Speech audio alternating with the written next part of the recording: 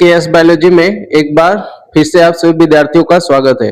और आज की इस वीडियो में हम लोग बात करने वाले हैं डायलिसिस के बारे में, अपोहन के बारे में, और ये भी बहुत इम्पोर्टेंट टॉपिक है।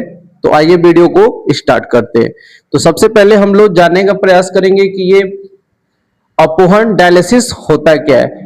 तो इसमें, या जिसको हम लोग हीमोडायलिसिस या आर्टिफिशियल किडनी भी बोलते हैं, तो जब कोई भी जो व्यक्ति है उसकी जब किडनी है जब अच्छे से काम नहीं करती है, तो उस दौरान जो उसकी बॉडी है, उसके बॉडी में जो भी हानिकारक जो नाइट्रोजनस वेस्ट जो पदार्थ होते हैं, तो उन पदार्थों को अलग करने के लिए जो प्रक्रिया होती है उसी को हम लोग डायलिसिस करते हैं।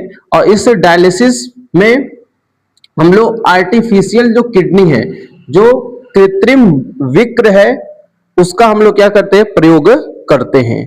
तो ये प्रक्रिया आपकी डायलिसिस कहलाती है। अर्थात जब हमारी किडनी अच्छे से काम नहीं करती है, तो उस दौरान बहुत सारे हमारे बॉडी के अंदर जो नाइट्रोजनस वेस्ट मटेरियल्स हैं वो एक्युमुलेट हो जाते हैं, इकट्ठा हो जाते हैं। तो उनको मशीनों के द्वारा अलग करने की जो विधि है वही डायलिसिस कहलाती है, अपोहन कहलाती है। आइए हम लोग देखते हैं कि अपोहन के कौन कौन से स्टेप होते हैं। तो जो सबसे पहला स्टेप है, इसमें जो भी पेशेंट है जिनकी किडनी काम नहीं कर रही है, तो उससे हम लोग करते क्या है कि जो पूरा ब्लड है ना, जो ब्लड है, ब्लड को हम लोग क्या करते हैं, अलग करते हैं, रिमूव करते हैं। और जो भी सीरा है, वेन से नली के सहायता से जो ब्लड है इसको हम लोग मशीन में भेजते हैं।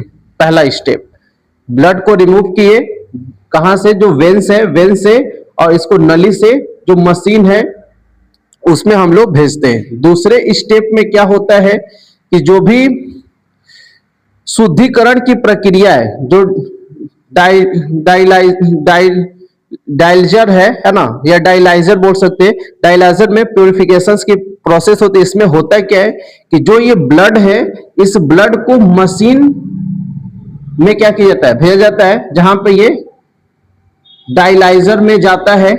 और डायलाइजर में होता क्या है कि यहाँ पे सेमी परमेबल मेम्ब्रेन पाई जाती है। जो ये डायलाइजर है, डायलाइजर जो मशीन बोल सकते हैं, यहाँ पे एक सेमी परमेबल मेम्ब्रेन होती है, अर्धपारगम्य झिल्ली होती है, जो सेलोफोन से क्या होती है, बनी होती है।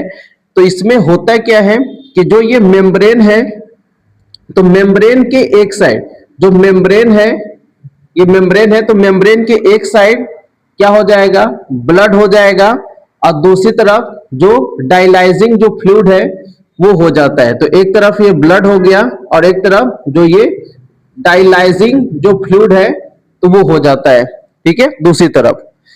तो इतनी प्रक्रिया प्यूरिफिकेशन इन डायलाइजर हो जाएगा। नेक्स्ट, इसके बाद अगर हम लोग बात करें तीसरे स्टेप में क्या होता है, तो रिमूव वेस्ट मटेरियल, जो भी हानिकारक जो बेकार पदार्थ है, जैसे ब्लड से यूरिया हो गया, एक्स्ट्रा जो नमक है, साल्ट वगैरह है, या जो वाटर वगैरह है, वो क्या होते हैं, तो झिल्ली के पार जो डायलाइजिंग फ्लूइड है, डायलाइजिंग फ्लूइड में आ जाता है। जो भी ब्लड है, ब्लड से यूरिया, एक्स्ट्रा साल्ट या जो वाटर्स वगैरह है, जो ये सेलोफोन या जो मेम्ब्रेन्स है, तो उसको पार करके जो डायलाइजिंग जो फ्लूइड है उसमें ये आ जाता है।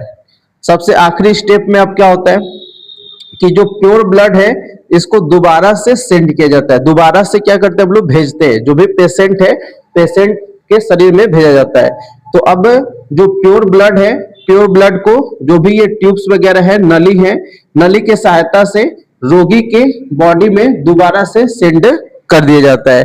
और इस प्रकार से जो वो व्यक्ति है उसमें जो वेस्ट मटेरियल्स वगैरह है उनका बैलेंसिंग, या जो भी साल्ट्स वगैरह है, मिनरल्स वगैरह है, उनकी बैलेंसिंग जो आर्टिफिशियल मशीन है उसके द्वारा कर ली जाती है। तो आई थिंक आपको वीडियो समझ में आ गया होगा। मिलते हैं हम लोग नेक्स्ट वीडियो में, तब तक के लिए धन्यवाद।